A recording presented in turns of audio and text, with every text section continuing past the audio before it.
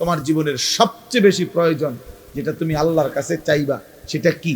সেটা সিরাতে মুস্তাকিম। এই জন্য এই পৃথিবীতে এটার চাইতে বেশি কোনো কিছু বান্দা চায় না।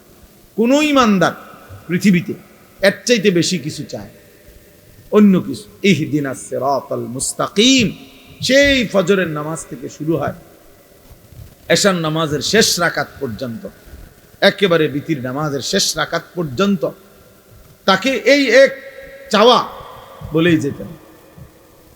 বলতে হয় কিনা বলেন না? ইহদিনাস সিরাতাল মুস্তাকিম সিরাতাল্লাযীনা আন'আমতা আলাইহিম। রব্বে করিম, আমি আপনার সিরাতে মুস্তাকিম চাই, যে পথে চললে মাওলা আপনাকে মিলে যাবে, যে পথে চললে মাওলা জান্নাত পর্যন্ত পৌঁছে যাবে। জীবন চলার প্রত্যেকটা পদক্ষেপে আমি সেই সিরাতে মুস্তাকিম চাই। সেই সকালে, দুপুরে, বিকালে, সন্ধ্যায়, রাতে, ফজরে, সুন্নতে, নফলে, মুস্তাহাবে, ফরজ, ওয়াজিব সব বারে বারে বলা। আল্লাহ তাআলা বলেন, আন্না হাদা সিরাতি মুস্তাকিমান ফাত্তাবিউ। আল্লাহ বলেন, এই কোরআনই হচ্ছে আমার সিরাতে মুস্তাকিম। আন্না হাদা, নিশ্চয়ই ইহা, সিরাতি মুস্তাকিমান, আমি আল্লাহর সিরাতে মুস্তাকিম। ফাত্তাবিউ, অতএব বান্দা একেই অনুসরণ করো। ওয়ালা তাত্তাবিউস সুবুল, আর কোন পথ অনুসরণ করো না। ফাতাফাররাকা বিকুম আন সাবিলিহি, তাহলে তোমাকে সত্য পথ সিরাতে মুস্তাকিম থেকে বিচ্ছিন্ন করে দিবে। এজন্য এটা জীবনের বড় কাজ। আমার এটা খুব আফসোস লাগে, এই স্কুলে পড়ে, কলেজে পড়ে, ইউনিভার্সিটিতে পড়ে, কত কিছু পড়ে। আহা বন্ধু, বাংলা কথা বলতে পারে, ইংরেজি অনেক কথা সুন্দর জানে, কিন্তু মঞ্জিল চেনে না, কোথায় গিয়ে থামবে। মনে করছে এগুলো এতগুলো পড়া পড়তেছি, একটা সময় আইসা কর্মজীবনে শেষ বয়সে সুখ করব, শেষ বয়সে একটা ভালো চাকরি, একটা ভালো ব্যবসা, দুনিয়াবি একটা সমাজে একটা স্ট্যাটাস। কিন্তু দেখা গেছে সব যখন ঘুষায়, কবরে যাওয়ার সময় হয়ে যায়। অথবা অসুস্থতা, রোগ, ডায়াবেটিস সহ বিভিন্ন রোগ আইসা বাসা বাঁধে, আর তখন দুনিয়া আছে কিন্তু ভোগ করতে পারে। প্রতিদিন সকালবেলা যে কোনো ডায়াবেটিক হসপিটালে কেউ যদি যায়, 7টা বাজে, দেখেন কি পরিমাণ বয়স্ক, মাঝ বয়সী লোক, ভদ্রলোক, শিক্ষিত, উচ্চ শিক্ষিত, সমাজের এলিট পার্সন, কিভাবে বসে সিরিয়াল ধরে রয়েছে ডায়াবেটিস পরীক্ষা করে।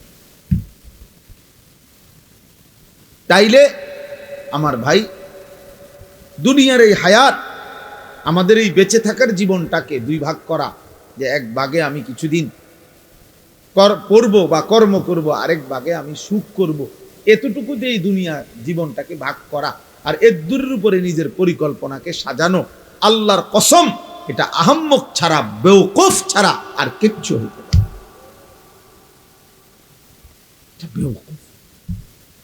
ওই মানুষ বেওকুফ, ওই অভিভাবকও বেওকুফ, ওই সন্তানও বেওকুফ, যে অভিভাবক তার সন্তানকে শুধু দুনিয়ার হায়াত পর্যন্ত স্বপ্ন দেখাইছে, আর সন্তান যে শুধু দুনিয়ার হায়াতকে নিয়েই স্বপ্ন দেখতেছে। অথচ এত লম্বা আখিরাত, এত লম্বা কবর, এত অনন্তকালের আখিরাত, এই বিষয়ে তার জানা আছে পর্যাপ্ত না প্রস্তুতি আছে পর্যাপ্ত? এক লাইন কোরআন শরীফ দেখে দেখে মুসলমান কত কিছু পড়লো, শিখলো, কিন্তু আল্লাহর কোরআনের একটা লাইন সাইয়া সাইয়াও শুদ্ধ পড়তে পারে না। হায় হায়, ওই জিন্দেগির উপরে লানত, লানত ওই জীবনের উপরে,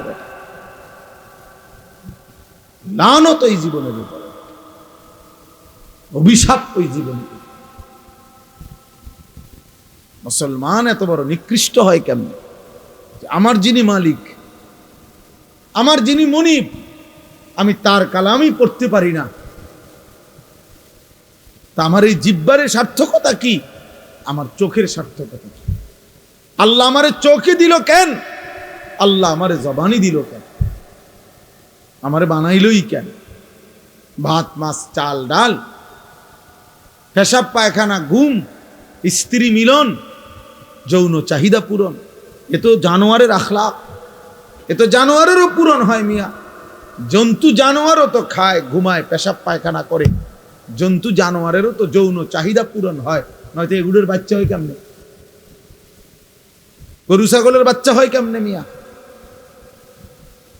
তো জীবন মানে এটুকুই যদি হয়, তো আমি মুসলমান হিসেবে বিশেষত্ব কি? আমি ইমানদার হিসেবে আলাদা পরিচয় কি? ভাত কত দি খাই, এই কারণে আমি মুসলমান নাকি? আমার একটা বিল্ডিং আছে, এই কারণে আমি মুসলমান, এটাই মুসলমানের বৈশিষ্ট্য। হ্যাঁ বলেন, ছেলেরা বলো বাপ, নিজেকে তো কমপক্ষে চেনো ভাই। আমি লম্বা করতে চাই না, কমপক্ষে দোস্ত আমার, বন্ধু আমার, সাথী আমার, নিজেকে তো চেনো কমপক্ষে। এদ্দুর বোকা কেমনে হয় মানুষ যে আমি একটা ছেলে বলো ভাইয়া, এই যারা নামাজ পড়ো না, এটা তোমার শেষ পর্যন্ত কোথায় নিয়ে যাবে তুমি কও? যারা দিন রাত নারী দেখো, ছবি দেখো, মোবাইল নিয়ে পড়ে থাকো, বন্ধু কোথায় গিয়ে থামবা বলো ইনসাফ করে? একজন সুদখোর বলেন, এই হারামখোর,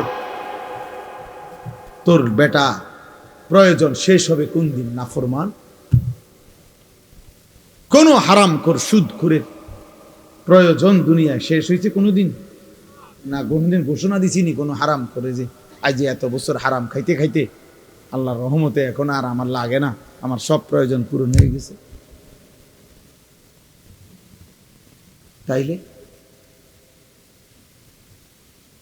এই জন্য নিজের উপরে কমপক্ষে আত্মভোলা হয়ে যাওয়া, নিজেকে ভুলে যাওয়া, এর চাইতে বড় লানত, দুর্ভাগ্য আর কিছু হইতে পারে? যে আমি আমাকে ভুলে গেছি, আমি আমারই চিনি না। ফাআনসাহুম আনফুসাহুম, কোরআন শরীফ আল্লাহ বলছে, আমার শায়েখ আল্লামা মুফতি মুশতাকুর নবী সাহেব বলছে যে আল্লাহ তাআলা কোরআনে সবচেয়ে বড় ধমক কি দিছে? ধমক হলো এই কথাটা, ওয়ালা তাকুনু কাল্লাযীনা নাসুল্লাহ ফাআনসাহুম আনফুসাহুম উলাইকা হুমুল ফাসিকুন। আল্লাহ বলে বান্দা, মুমিনকে বলছে এটা, ইমানদারদের। এই আয়াতের আগের আয়াত, ইয়া আইয়ুহাল্লাযীনা আমানু, হে ইমানদার মুমিন, আমি আল্লাহকে এই পরিমাণ ভুলে যেও না। ওয়ালা তাকুনু কাল্লাযীনা নাসুল্লাহ, এমন হইও না যে যারা আমি আল্লাহকে লম্বা সময় ভুলে গেছে, আমি কিন্তু একটা শাস্তি দেই। যে আমাকে লম্বা সময় ভুলে যায়, যে আমার নাফরমানিতে ডুবে যায়, আমি তার একটা শাস্তি দেই বান্দা। শাস্তিটা হলো ফাআনসাহুম আনফুসাহুম, আমি তাকে নিজের পরিচয় ভুলাই দিই। সে আর কোনো দিন মনে পড়ে না সে মুসলমান, তার আর কোনো দিন মনে পড়ে না তার মৃত্যু হবে, তার আর কোনোদিন মনেই পড়ে না মৃত্যুর পরে কিছু হবে, তার আর মনেই পড়ে না কবরে কোনো প্রশ্ন হবে, তার আর মনেই পড়ে না হাসরের একটা মাঠ হবে, তার আর মনেই পড়ে না তার আমলনামা দেওয়া হবে, তার আর মনেই পড়ে না তাকে ফুলসিরাত পার হতে হবে। ফাআনসাহুম আখিরাতাহুম, তাফসীরা আল্লাহ বলছে আমি তোমাকে তোমার পরিচয় ভুলাই দেব, মানে কি? তোমার আখিরাত ভুলাই দেব।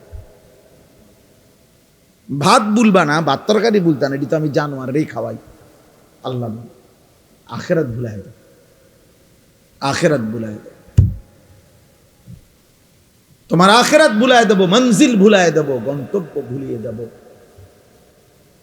আজকে বলো ভাই, ছেলে, একজন ছেলে বলো, প্রতিদিন আমি এই কথা চিল্লাই, প্রতিদিন যে 365 দিনের একটা বছরে, এক বছরে কোনো দিন মুসলমানের যে বাচ্চা, মুসলমানের যে লোকটা কোনোদিন ফজরের নামাজ পড়লো না, এই জানোয়ার আল্লাহরে কেমন বলাটা বলছে?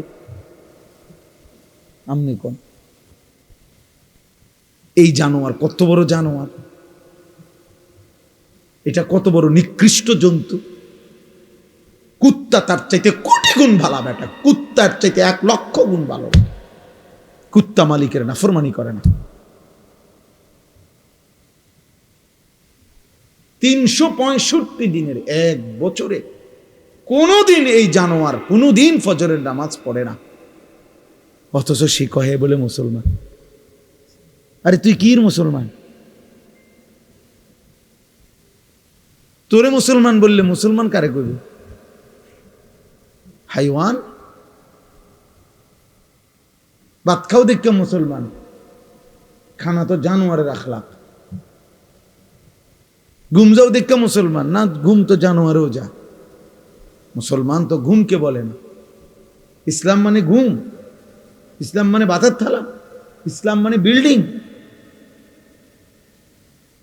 সেজদা কি? সেজদা আল্লাহ বুঝে। সেজদা এই কপাল খেয়াল রাখলে হবে। এই কপাল রব্বুল আলামিন, আপনারা সবাই খেয়াল করে বোঝেন, এই কপাল পৃথিবীর উপার্জনের কোনো কাজে লাগে না। মানুষের হাত, পাও, চোখ, কান, দিমাগ মানে বুদ্ধি, বিবেক, এগুলো দুনিয়াবি বিভিন্ন উপার্জন করার জন্য লাগে। চাকরি হোক, ব্যবসা হোক, দোকান হোক, ক্ষেত হোক, খামার হোক। কিন্তু কপাল দিয়া মানে কপাল ঠেল্লা টাইন্না দুনিয়াবি কোনো উপার্জন করে না। কপাল দুনিয়ার কামাই রোজগারির কোনো কামে লাগে না। তো এইটা আল্লাহ তাআলা কেন বানাইলেন কপাল?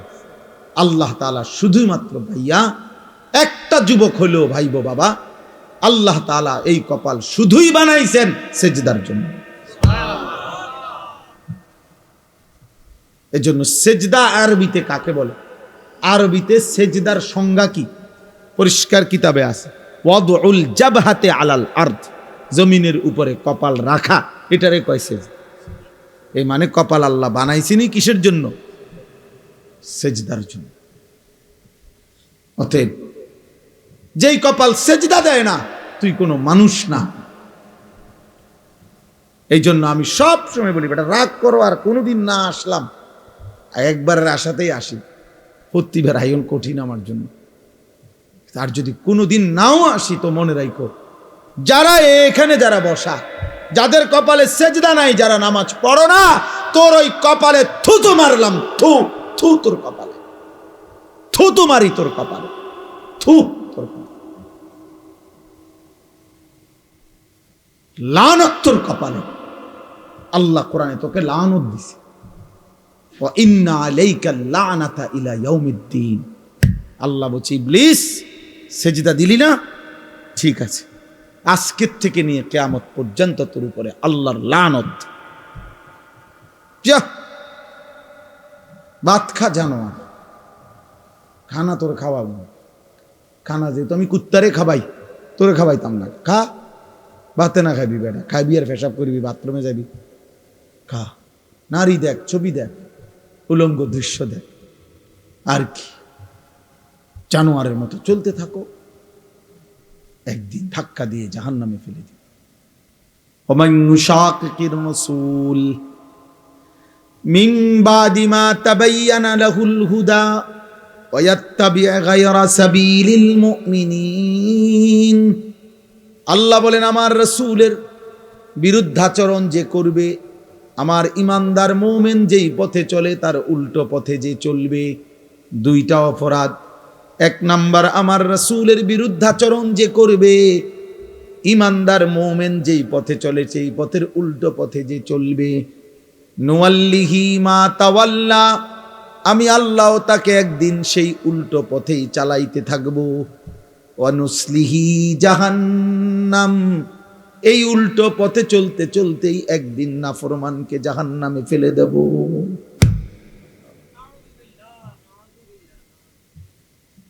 হ্যাঁ ভাইয়া, ভাত খাওয়াবে ঠিক, কিন্তু যদি আল্লাহ কোনোদিন, আর আমার কথা রাগ হইও না দোস্ত, যারা নিয়মিত নামাজ পড়েন না, হালাল খান না, সুদ খাইতেছেন, ঘুষ খাইতেছেন, কিস্তি লইতে আছেন, ওজনে কম দিতে আছেন, বেডি নাচে, নাচ দেখে, গান দেখে, বেপর্দা চলে, ঘরে টেলিভিশন চলে, নর্তকী নাচে।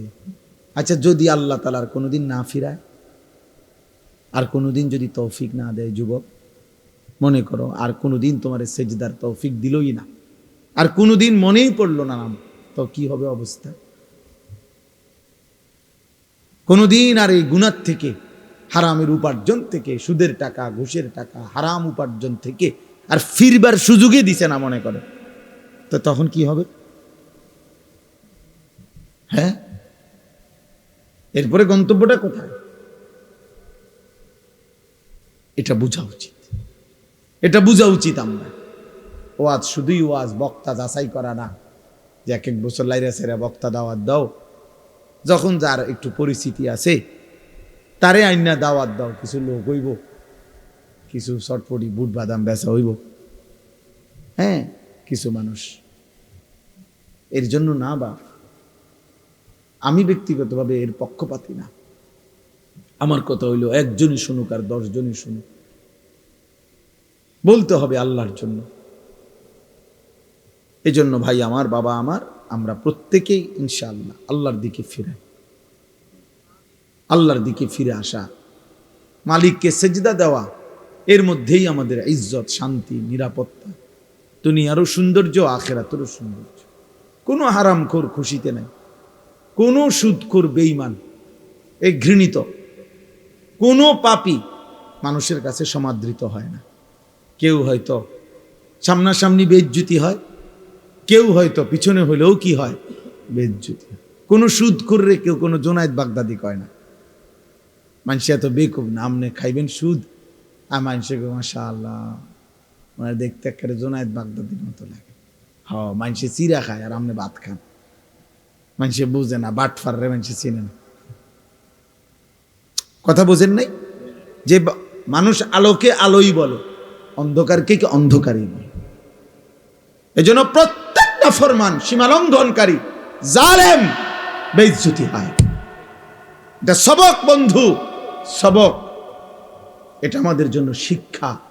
একটা আদালত অঙ্গন, যাদের কথায়, যার কথায়, আঙ্গুলের ইশারায় যার উঠত বসত, থরথর করে কাঁপত, সময়ের অল্প দিনের ব্যবধানে আজ যখন সেই আদালতে তাকে নেওয়া হয়েছে, তোর পথচারীরা তারে থাবড়ায়,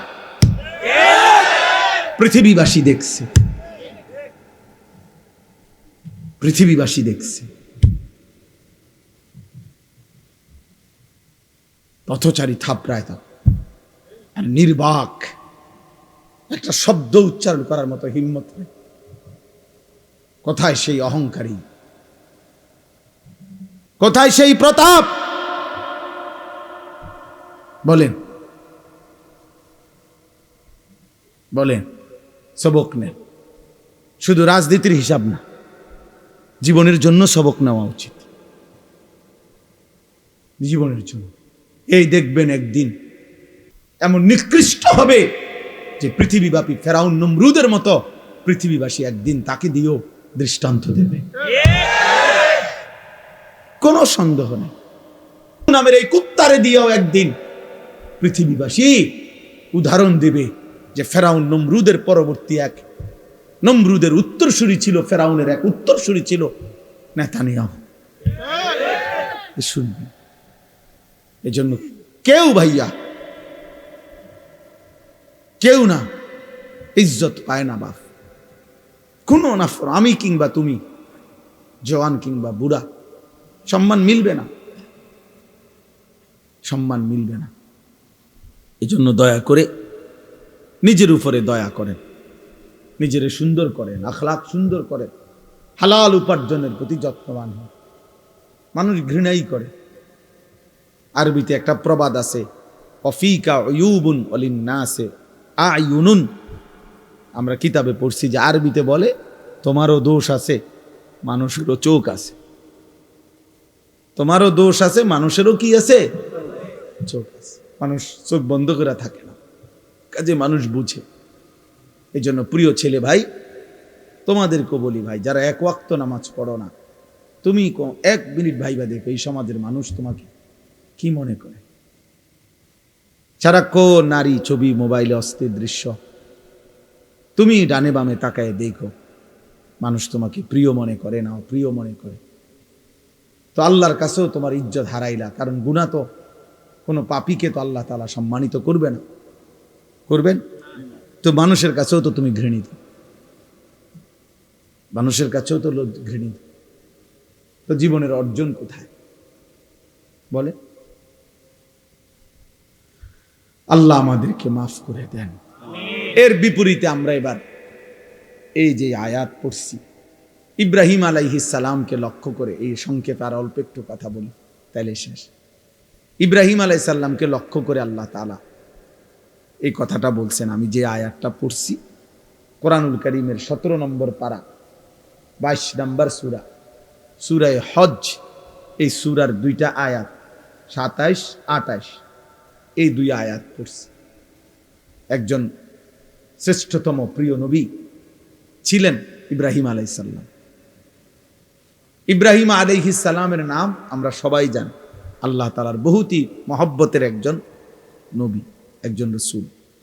আল্লাহ তাআলা যাকে নিজের খলিল বানাইছেন, ওয়াত্তাখাযাল্লাহু ইব্রাহিমা খলিলা।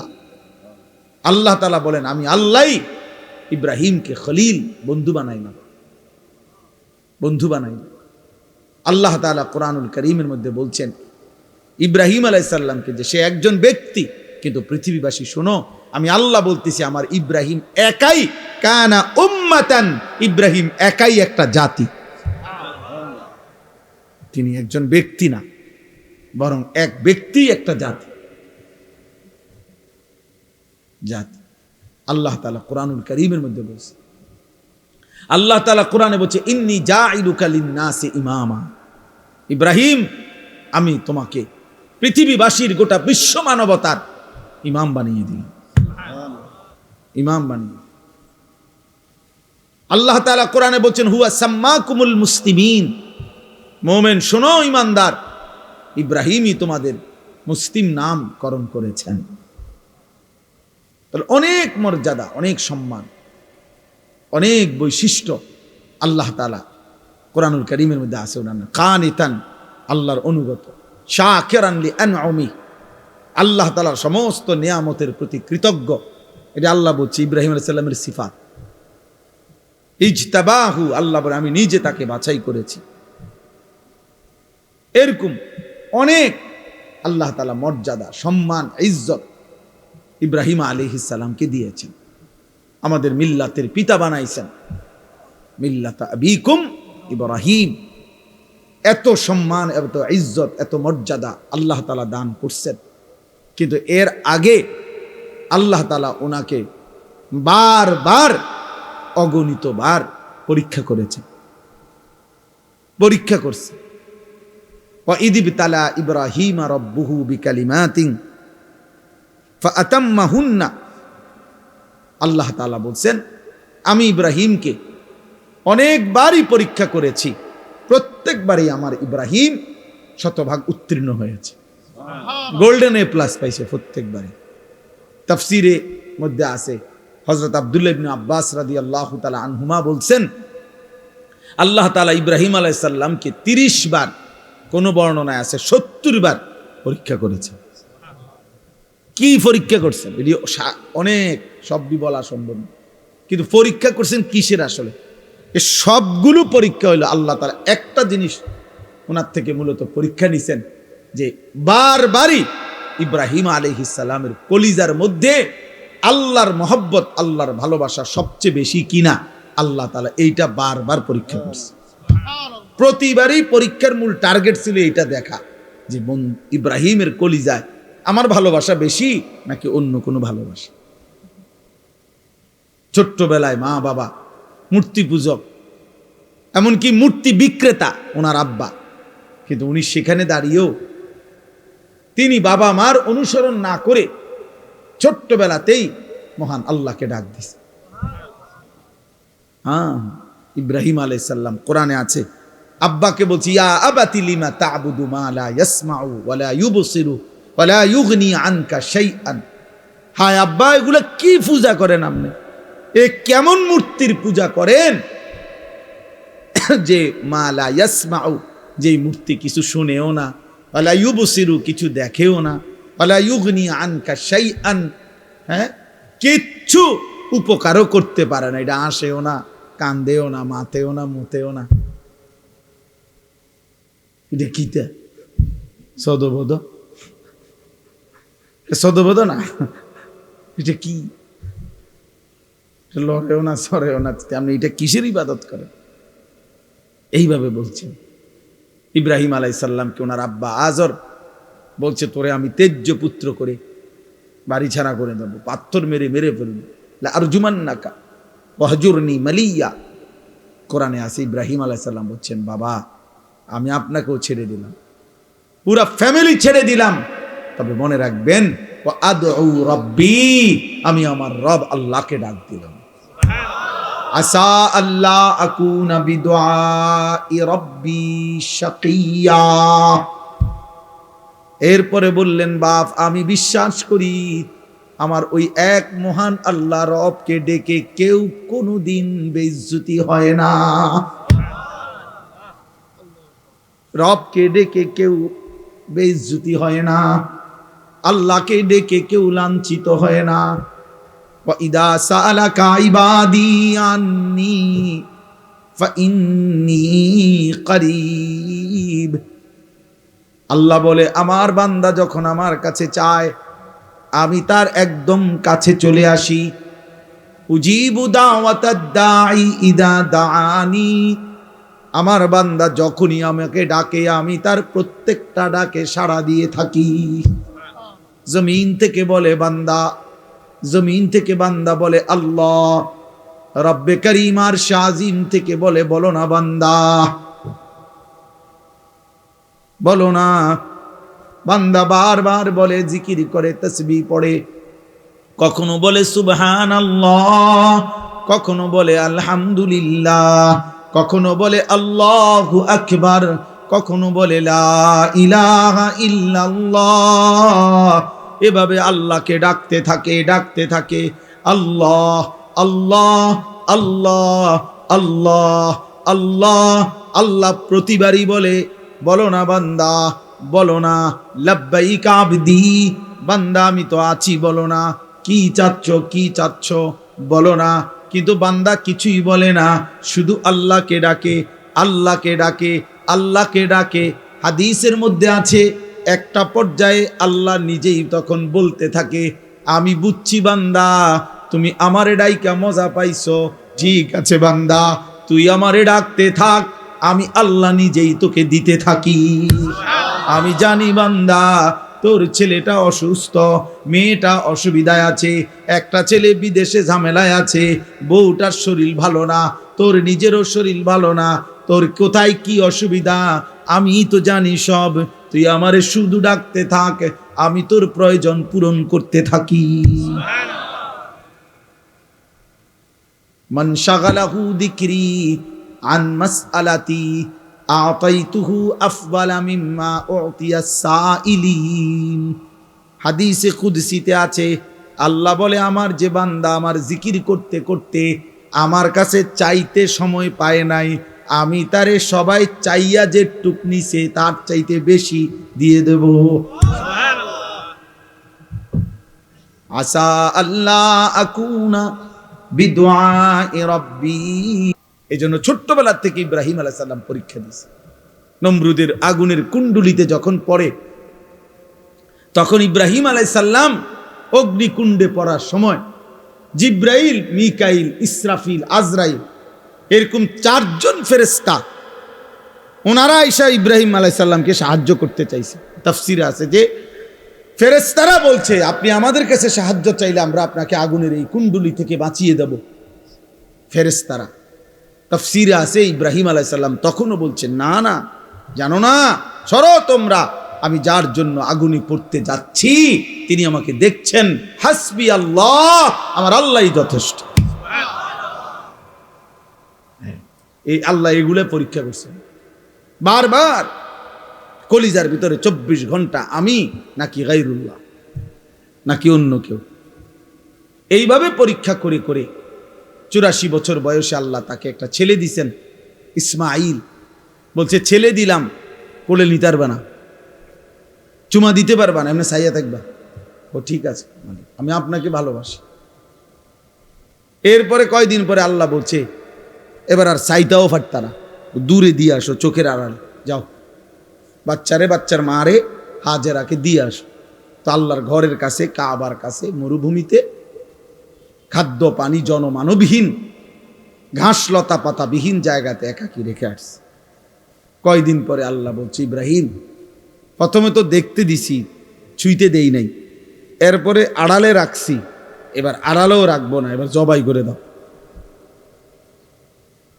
ইব্রাহিম আলাইহিস সালাম বলেন, মাওলা আপনি জানেন না আমি আপনাকেই ভালোবাসি, বারবার পরীক্ষা নিল আমি ইব্রাহিম, আমি হারতে চাই না মাওলা, আমি জিতবই, আমি জবাই করবই। তো ঠিক এই গর্দানে ছুরি রাখছে। তো ইব্রাহিম আলাইহিস সালাম কি তামসা করে জবাই করতেছিল না বাস্তবিকই? উনি বাস্তবিকই চাইছে, উনি ঠিক মতোই জবাই করতে চাইছে। আল্লাহ তাআলা জবাই হইতে দেন নাই। কিন্তু আমার বলার উদ্দেশ্য হলো, এই সমস্ত পরীক্ষার বিনিময়ে আল্লাহ তাআলার কাছে বারবার সর্বপ্রথম খতনা, এই যে পুরুষের যে খতনা করায় বাচ্চার, এই খতনা, এই হুকুম আল্লাহ প্রথম ইব্রাহিম আলাইহিস সালামকে দিয়েছেন। এইভাবে ইব্রাহিম আলাইহিস সালাম তার জীবনের এই সমস্ত পরীক্ষার বিনিময়ে যখন উত্তীর্ণ হয়েছেন, এইভাবে এই যে কইলাম উনি সর্বপ্রথম আল্লাহ তাআলা খতনার হুকুম ওনাকে দিয়েছেন। উনি বয়সকালে নিজের খতনা নিজে করাইছেন। প্রথম দাড়ি চুল, এই পৃথিবীতে প্রথম ব্যক্তি যার দাড়ি চুল সাদা হইছে বুড়ার কারণে, বয়সের কারণে, ইব্রাহিম আলাইহিস সালাম। আউয়ালু মান শাবা, মানে উনার আগে আদম আলাইহিস সালামের পরে কারো চুল দাড়ি সাদা হতো না, বুড়ো হইল সর্বপ্রথম আল্লাহ তাআলা উনার চুল দাড়ি সাদা বানাইছেন। কওমের লোকেরা বহু মন্দ কইছে যে ধর্মান্তরিত হওয়ার কারণে, বাপদাদার ধর্ম ছেড়ে দেওয়ার কারণে চেহারা পাল্টায় গেছে। কিন্তু ইব্রাহিম আলাইহিস সালাম আল্লাহ তাআলার মহব্বতকে প্রাধান্য দিয়ে কারো কোনো নিন্দায় তিনি সামান্যতম প্রভাবিত হন নাই। এইভাবে বারবার পরীক্ষা দিয়ে ইব্রাহিম আলাইহিস সালাম যখন উত্তীর্ণ হয়েছেন, সেই উত্তীর্ণ হওয়ার পরে আল্লাহ তাআলা তাকে এবার বলছি, ইব্রাহিম আমি তো তোমার কিছু একটা পুরস্কার দিতে চাই, চলো ইব্রাহিম, পুরস্কার স্বরূপ আমার ঘর, কায়নাতের সর্বশ্রেষ্ঠ ঘর, আমি আল্লাহ তাআলার ঘর কাবা তোমার হাত দিয়ে বানাইতে চাই, যাও তুমি আমার ঘর বানাও। আমার এই ঘর আমি আদম আলাইহিস সালামের জামানায় ফেরেশতাদের মাধ্যমে বানাইছিলাম, নূহ আলাইহিস সালামের জামানায় আমি ঘরের উপরের প্রাচীর দেওয়াল তুফানের সময় আমি উঠাই নিয়েছিলাম। অনেক দিন হয়েছে আমার ঘরের ভিত্তি আছে নিচে, কিন্তু উপরে আর বানাই নাই, এবার তোমারে দিয়ে বানাই, তো তুমি আমার ঘর বানাও। ওয়াইদ বাওয়ানা লি ইব্রাহিমা মাকানাল বাইত, আল্লাহ বলেন আমি নিজে ইব্রাহিমকে তার জন্য আমার ঘর জায়গা সম্পূর্ণ নির্ধারণ করে দিলাম। এরপরে সংক্ষেপ কথা হলো, ইব্রাহিম আলাইহিস সালাম ওনার ছেলে ইসমাঈলকে নিয়ে আল্লাহর ঘর নির্মাণ করছেন। আল্লাহর ঘর নির্মাণ করার পরে আল্লাহ তাআলা তখন এই আয়াত আল্লাহ বলছে, ওয়াআদ্দিন ফিন নাসি বিল হজ, ইব্রাহিম তুমি যেহেতু আমার ঘর বানিয়েছ, অতএব আমার এই ঘরকে কেন্দ্র করে সারা পৃথিবীর আমার বান্দাদেরকে ঘোষণা দাও যে তারা যেন আমার এই ঘরকে উদ্দেশ্য করে হজে আসে। ওয়াআদ্দিন ফিন নাসি বিল হজ, হজ্জের ঘোষণা দাও। ইব্রাহিম আলাইহিস সালাম বললেন, আয় মাওলা, এত দূর দূরান্তে আপনার বান্দাদের কাছে আমি আওয়াজ পৌঁছাবো কেমনে? আমি ডাক দিলে শুনবে কয়জন? তো আল্লাহ তাআলা বললেন, ইব্রাহিম আওয়াজ দেওয়া, ডাক দেওয়া, আহ্বান করা, আজান দেওয়া এটা তোমার দায়িত্ব, পৌঁছানো আমার দায়িত্ব। আলাইয়াল বালাগ, আমার দায়িত্ব পৌঁছানো, আমার দায়িত্ব। এই জন্য প্রতিটা মুয়াজ্জিন, মসজিদে যিনি আজান দেয়, প্রত্যেক মুয়াজ্জিন তাকে যেন আল্লাহ বলে যে আমার ঘরে তুই আজান দাও, তুমি শুধু আওয়াজ বের করো, আমার বান্দার কলিজার মধ্যে কে নামাজি হবে আমি আল্লাহ পৌঁছায়া দেব। এই জন্য মুয়াজ্জিন বড় দাম, মুয়াজ্জিন খুব দাম, খুব দাম। যত মানুষ আল্লাহর দিকে মানুষকে ডাকে, তন্মধ্যে সর্বশ্রেষ্ঠ ডাক আল্লাহর দিকে, সর্বশ্রেষ্ঠ দাওয়াত মুয়াজ্জিনের দাওয়াত। জানেন সর্বশ্রেষ্ঠ দাওয়াত কোনটা? আজান, পূর্ণাঙ্গ দাওয়াত। এই জন্য পৃথিবীর কোনো বক্তা, ওয়াইজ, পীর, একেবারে যত বড় বুজুর্গ হোক, যারা মানুষকে আল্লাহর দিকে ডাকে, ওনাদের সকলের দাওয়াতের চাইতেও শ্রেষ্ঠ পূর্ণাঙ্গ পরিপূর্ণ দাওয়াত হলো মুয়াজ্জিনের দাওয়াত, তাওহীদের দাওয়াত। প্রমাণ কি? প্রমাণ হলো এই আজানের দোয়া। এই দোয়াটাই কম কি? আজানের দোয়া নবীজি বলছেন, আজানের দোয়ার মধ্যেই নবীজি আজানকে বলছেন আল্লাহুম্মা রাব্বা হাযিহিদ দাওয়াতিত তাম্মা। এই যে দাওয়াতিত তাম্মা মানে হলো পূর্ণাঙ্গ দাওয়াত। কি? আজান। আজান নবীজি এখানে পূর্ণাঙ্গ দাওয়াত বলছে কোনটারে? হ্যাঁ, এই জন্য আজান আমাদের দেশে খুব গাফলতি। গ্রামের বুড়া অসল 200 বছরের বুড়া একজনের দায়িত্ব দিয়ে দিছে, এবার আজান দেয়া যায় 300 বছর ধরে এরম করে। আজান মানে না, মানে মস্কারি করে। আরে হুজুর আজান কদ্দুর বোঝেন তো, আর এটা লাগে একজন লোক রাখিয়া হুদা ঝামেলা বাড়াইয়া লাভ। আজানে না কদ্দুর, এটা বলে আজান কদ্দুর। এটার লেগে একজন লোক রাখিয়া টাকা 3000 নষ্ট করার চাইতে বন খাউন, 3000 টাকার বন খাইলে কতগুলো বন পাওয়া যাবে, বুঝেন না কথা? আশ্চর্য, আফসুস, অসংখ্য মসজিদ খামখেয়ালি করে মুয়াজ্জিন রাখেন, মুয়াজ্জিন রাখেন, মনে করে এটা কিচ্ছু না, এটা আজান কদ্দুর হুজুর, এটা আবার একবারে এটার লেগে এত একটা লোক রাখতো। কিন্তু একজন দিলেই তো, একজন যদি দিলেই হইলো এটা হইতো, তো রাসূলুল্লাহ সাল্লাল্লাহু আলাইহি সাল্লামের জামানায় সমস্ত সাহাবী তো আজান দিতে পারতো, তো আলাদা বেলালকে নির্ধারণ করা হলো কেন? কথা বলেন না কেন? আলাদা নির্ধারণ করা হলো কেন? রাসূলুল্লাহ সাল্লাল্লাহু আলাইহি সাল্লাম মুয়াজ্জিন নির্ধারণ করছেন কিনা বলেন? তাইলে এটা খেয়াল করবেন। মসজিদের ইমাম, মসজিদের মুয়াজ্জিন মসজিদের সমস্ত টাইলসের চাইতেও দাম। মসজিদ টাইলস না হলেও চলতো, কিন্তু মুয়াজ্জিন থাকা দরকার ছিল। মসজিদে SS5 এর গেট না লাগাইলেও চলতো, মসজিদে উপযুক্ত ইমাম থাকা দরকার ছিল। আগে কইয়া লয় 4000 টাকা 5000 টাকার ভিতরে হুজুর একজন হুজুর দেন, 5000-এর ভিতরে। হ্যাঁ, হুজুরে দিতে হইব 5000-এর ভিতরে। আমি অনেকের জিজ্ঞাসা করছি যে চাচা 5000 টাকাটা কি দিন ধরছেন না শরীরের ওজনে ধরছেন না কি হিসেবে, মানে হুজুর মিলাইছেন কেমনে, যে ডেইলি 300 কইরা না 200 কইরা না কেমনে মিলাইলেন 5000? নাকি হুজুরের শরীরের ওজন, যদি হুজুরের ওজন হয় আপনার 60 কেজি, তাহলে বেতনে 5000 কেমনে মিলাইছেন? আফসুস, হায় মুসলমান, যদি আখিরাতের কদর বুঝতো, যদি নামাজের প্রয়োজন বুঝতো, যদি প্রয়োজনীয় মাসাইল শিখা, ওযু, নামাজ, গোসল, হালাল হারাম, বাজার ব্যবসা, বিবাহ শাদী, লেনদেনে, যাকাত সাদাকা, ইসলামের বিধান যদি পূর্ণ মানার প্রয়োজন বোধ করত, তো খোদার কসম এই সমাজের ইমাম আর মুয়াজ্জিনই হতো সবচেয়ে বেশি পয়সার বেতনধারী। কিন্তু মূলত আমরা মনে করছি আমাদের এগুলা কোনো দরকার নাই, নমাজ কদ্দুর ফরাইব। হ্যাঁ, 5000 আবার আলগা আছে হুজুর, আলগা আছে মানে আলগা জিন, হুজুরের লগে কি আছে? জিন, ভূত, আলগা আছে। আমরা বেতন কম হইলে কি হুজুর আলগা, মাশাআল্লাহ ভালো। আলগা কিতা? আলগা জিন না আলগা? আমরা দেশে তো আলগা আছে কয় ভূতের, জিনে ধরলে কয় তার লগে আলগা আছে,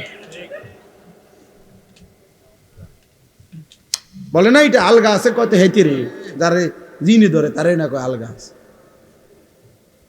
আফসুসের ব্যাপার, আলগা আছে বলে। আস্তাগফিরুল্লাহ। না, মুয়াজ্জিনকে কদর করবে, বলেন ইনশাআল্লাহ। প্রত্যেকে নিজ নিজ জায়গায় ফিকির করেন, মসজিদের ক্ষেত্রে মনে রাখেন এটা ইমাম মুয়াজ্জিনের অনেক প্রয়োজনীয়তা। উপযুক্ত ইমাম, উপযুক্ত মুয়াজ্জিন দরকার, দরকার। এটা আমরা এটার প্রতি গুরুত্ব দিই। এই মানে লাইটিং করে, মসজিদের ডেকোরেশন করে অনেক সুন্দর করছে, ভালো, এটা করছেন, আমি গুনাহ করছেন আমি এটা বলি না, কিন্তু ইমাম মুয়াজ্জিনের ব্যাপারে এই খামখেয়ালি কেন? কেন এই খামখেয়াল? আল্লাহ আমাদেরকে মাফ করে দেন। চলেন তো এরপরে আল্লাহ তাআলা বললেন আজানের মানে হজ্জের আজান দাও, এলান করো। ইব্রাহিম আলাইহিস সালাম কে আল্লাহ বললেন ইয়াতুকা রিজালান ওয়া আলা কুল্লি দামিরিন ইয়াতিনা মিন কুল্লি ফাজ্জিন আমিক। ইব্রাহিম মনে রেখো, তোমার আজকের আজান আমি আল্লাহ তাআলা কিয়ামত পর্যন্ত পৌঁছিয়ে দেব। আর কিয়ামত পর্যন্ত আমার এই ঘরকে কেন্দ্র করে কাছের যারা তারা পায়ে হেঁটে, আর পৃথিবীর দূর দূরান্ত থেকে, প্রতিটা গলি প্রান্ত থেকে, পৃথিবীর শেষ প্রান্ত থেকেও আমার বান্দা তার বাহনে চড়ে আমার এই ঘরের উদ্দেশ্যে আসবে। ইন্তজাম আমি করব, তুমি শুধু আজান দিয়ে দাও। আজকে আলহামদুলিল্লাহ সারা পৃথিবীব্যাপী, আজও সারা পৃথিবীর ইমানদার, পৃথিবীর শেষ প্রান্তের মোমেনের কলিজার ভিতরেও আল্লাহর ঘর জিয়ারতের আকাঙ্ক্ষা আছে।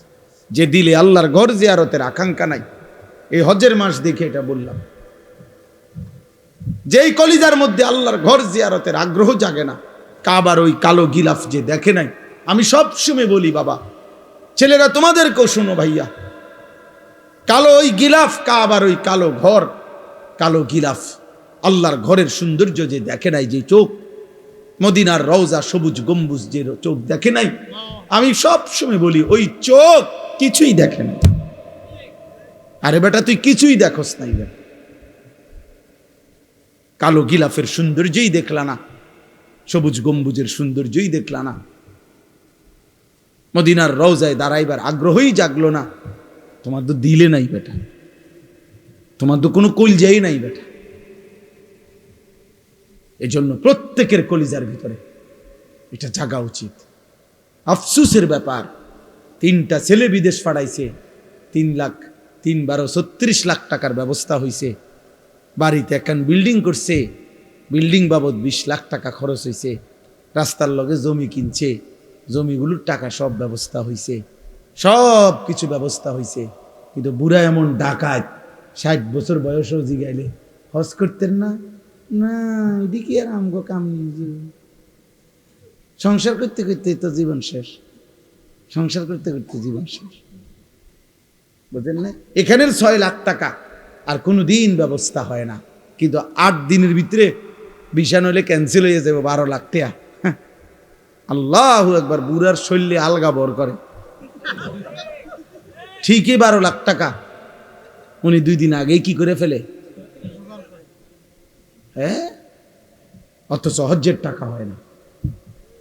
আল্লাহর ঘর জিয়ারতের স্বপ্ন জাগে না, আল্লাহর ঘর জিয়ারত। রাসূলুল্লাহ সাল্লাল্লাহু আলাইহি ওয়াসাল্লাম বলেন, পরিষ্কার হাদিস, যার উপরে হজ ফরজ হলো অথচ হজ না করে মরে গেল, কসম আল্লাহর, নবীজি বলে আমি জানি না এটা হয় ইহুদি মরলো নয় খ্রিস্টান মরলো, মুসলমান মরলো না।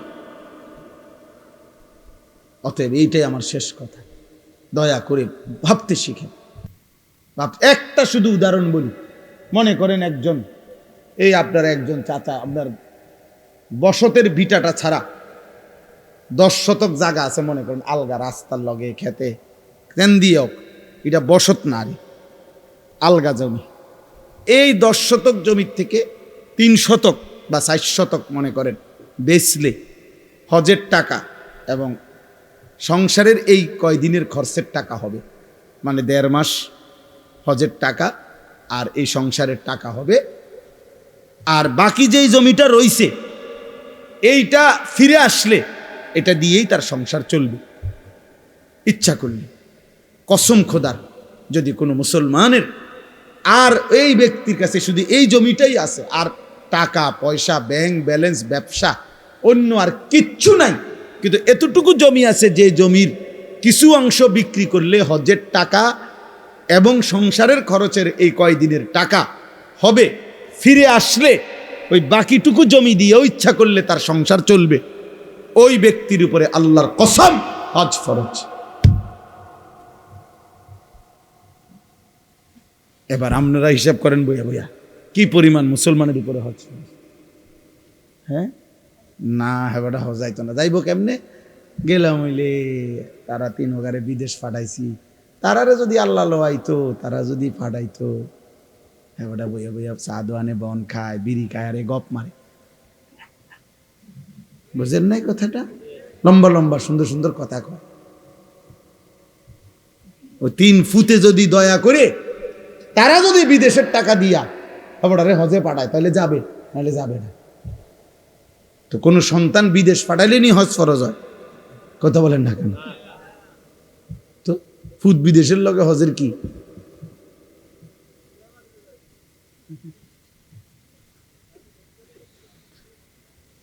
আল্লাহ আমাদেরকে মাফ করে দেন।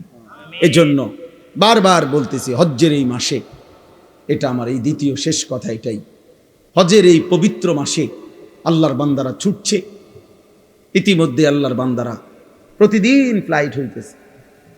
আল্লাহ চাহে তো আমরাও যাবো ইনশাআল্লাহ। এই জন্য আমি সবার জন্য দোয়া করি। আমার ড্রাইভার, আমার সাথে আমারটা ছেলে থাকে, ওরারে বলছি 200 টাকা করে জমাও। নিজে বলছি আমি, আপনি জিজ্ঞাসা করে দেখি। আমি বলছি 200 টাকা করে জমাও, 200 টাকা। তুমি পুরা টাকা মিলাই তার তা না, রব মিলাবে। রব তোমার দিল চাইবে, ঠিকই ব্যবস্থা হয়ে যাবে, ঠিকই ব্যবস্থা হয়ে যাবে। আপনি আলাদা করেন। কিশোর যুবক ভাই, তোমরাও 100 বার 1000 কোটি বার কক্সবাজার দেখা আর 1000 কোটি বার পৃথিবীর দর্শনীয় স্থানগুলো দেখার চাইতে মালিকের ওই কাবার গিলাফ দেখা একবার কোটি গুণে শ্রেষ্ঠ। তুমি এটা আন্দাজই করতে পারবা না ওই ঘর দেখার স্বাদ কেমন, ওই ঘর দেখার মজা কেমন। এই জন্য দয়া করে রাসূলুল্লাহ সাল্লাল্লাহু আলাইহি সাল্লামের রওজায় আথারে যাওয়া তার চাইতে বড় সৌভাগ্য কি? আমি প্রথম যে বছর নবীজির রওজায় সামনে দাঁড়াইছি, তো আমি তাকাইয়েই রইছি আর কাঁদতেছিলাম আর বলতেছিলাম যে হায় রাসূল, সেই ছোট্টবেলার থেকে কতবার আপনার নাম নিলাম, কত কিতাব পড়লাম, কতভাবে আপনার নাম বললাম, আর আপনি এখানে, আপনি এখানে। এজন্য আমরা প্রত্যেকে ইনশাআল্লাহ আল্লাহর ঘর জিয়ারতের স্বপ্ন দেখবো ইনশাআল্লাহ। মালিকের ঘর দেখবেন, এটা মুমিনের যুগ যুগান্তের মুমিনের জীবনের একটা সাধনা, স্বপ্ন। আমি আমার রবের ঘর দেব। এর টাকার হিসাব কি? আমার শায়েখ আল্লামা মুফতি মুশতাকুন নবী সাহেব প্রতি বছর, আমি মনে হয় 20 বছর ধরে দেখি ওনারে সব সময় হজ্জে যায়, ওমরায় যায়। আমি একবার ওনারে জিজ্ঞাসা করছি যে হুজুর, এই পর্যন্ত আপনি কয়বার হজ করছেন, হজ ওমরা করছেন কয়বার? হুজুরে এক সুন্দর কথা বলছে, মাওলানা শ্বশুর বাড়িতে মানুষে কয়বার যায় গুণানি যায়, শ্বশুর বাড়িতে কি গুণিনি যায়? বললেন তো মানে অর্থ হইল যে মাওলানা হজ্জের সফর ভালোবাসার সফর। কিসের সফর? ভালোবাসার সফর। এ তো প্রেমের সফর, এ তো মহব্বতের সফর।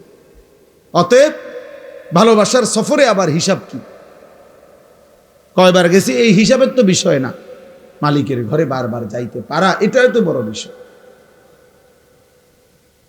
আমি ওই উপরে তাওয়াফ করলে, মানে কাবা ঘরের চারদিকে যে তাওয়াফ করে, এখন আধুনিক সিস্টেম হলো ওখানে নিচতলা আছে, দোতলা আছে, 3 তালা আছে, 4 তালা আছে, এমনি এমনি একেবারে 6 তালা পর্যন্ত আছে।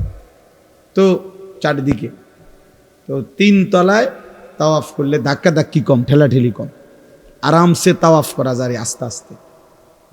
তো কিন্তু সময় বেশি লাগে, প্রায় 1 ঘন্টা 1 ঘন্টা 10 মিনিট সময় লাগে। নিচে করলে 20-25 মিনিট সময় লাগে। হ্যাঁ, তো আমি একদিন হুজুরে আমারে বলতেছে মাওলানা 3 তালা দিয়ে তাওয়াফ করবেন। তা আমার আবার 2 দিন পরে আমার কইল তাওয়াফ করছেন? আমি হ করছি। কোনান দিয়ে? আমি বললাম নিচে। আপনারা না বললাম উপরে তাওয়াফ করতেন? আমি বললাম হ করছি তো, কিন্তু এনে সময় বেশি লাগে, 1 ঘন্টার উপরে লাগে। এই তখন হুজুরে আমারে বলছিল মাওলানা সময় কি আপনার আব্বার? আমি বলছি না, আল্লাহ। বললেন তাহলে আল্লাহর দেওয়া সময় আল্লাহর জন্য একটু বেশি ব্যয় হবে, এর জন্য আপত্তি কিসের? এই জন্য দয়া করে আল্লাহর দেওয়া রিজিক, আল্লাহর দেওয়া মাল, আল্লাহর দেওয়া সম্পদ আমার মালিকের জন্য খরচ হবে, এটার মধ্যে কার্পণ্য কিসের? আর আল্লাহর নবী সাল্লাল্লাহু আলাইহি ওয়াসাল্লাম বলছেন, মা আমআরা হাজ্জুন কাত্তু এই শেষ কথা বলবেন। নবীজি বলছেন, আল্লাহর কসম নবী বলছেন, কোনো হাজি হজের জন্য উমরার জন্য আল্লাহর পথে এই হজ উমরার সফরে খরচ করে নবীজি বলছেন কখনোই গরিব হবে না। বিয়াতে খরচ করে মানুষে ফকির হয়, ব্যবসায় খরচ করে মানুষে ফকির হয়, অন্যখানে ফকির হইতে পারে, বিল্ডিং করতে গিয়া ফকির হয়ে গেছে, কিন্তু রাসূল বলছে আমার আল্লাহর ঘরের জিয়ারত করতে গিয়ে টাকা খরচ করার কারণে এই লোকটি ফকির হইছে, এমনটা হবে না, আমি রাসূল গ্যারান্টি দিলাম। আল্লাহ আমাদের প্রত্যেককে আল্লাহর ঘর জিয়ারতের তৌফিক দান করেন। একটা জরুরি কথা রয়েছে না? জি জি, ছোট্ট একটা কথা, 2টা মিনিট মেহেরবানি করে। যেই মসজিদের উদ্যোগে মাহফিল, মসজিদের অনেকগুলো কাজ বাকি আছে, আপনারা প্রত্যেকেই একটু পকেটে হাত দিলে দয়া করে, রাত অনেক হয়েছে, আপনাদেরও কষ্ট হবে, আমরারও কষ্ট হবে, এই জন্য মহব্বত করে মসজিদের জন্য একটু সহযোগিতা করেন। আর যদি কেউ বলেন পরে দিবেন, তো সেটাও বলে রাখেন, আপনারটা আপনি পৌঁছাইয়েন। আর এখন যারা দিবেন, দয়া করে প্রত্যেকে ভালোবেসে মহব্বতে আল্লাহর ঘরের জন্য একটু দান করেন। 2-4 জন বুঝের ভাই দাঁড়াইয়া নেন। আর যদি কেউ বলেন পরে দিবেন, তো সেটাও বলে রাখেন যে আমরা শুনে রাখলাম, তাইলে ইনশাআল্লাহ পরে পৌঁছায় দিবেন। তাও স্বেচ্ছাসেবক ভাই যাও,